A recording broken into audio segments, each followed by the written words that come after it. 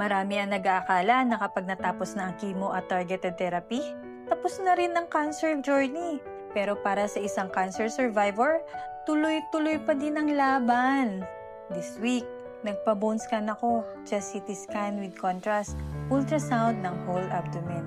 Bahagi ito ng regular monitoring para makasigurong maayos ang lahat at maagapan agad kung may dapat bantayan.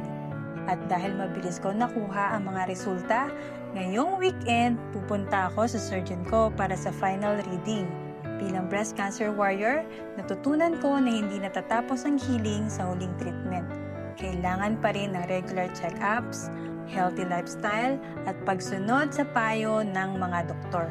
At pagkatapos ng lahat ng test na ito, kumain kami ni Chris at gulay ang nasa mesa namin. Dahil ang kalusugan ay nagsisimula sa maliit na desisyong ginagawa natin araw-araw. Kung matagal ka nang hindi nagpapacheck up, ito na siguro ang sign para unahin ang iyong kalusugan. This is Cyril C. reminding you to keep going no matter what.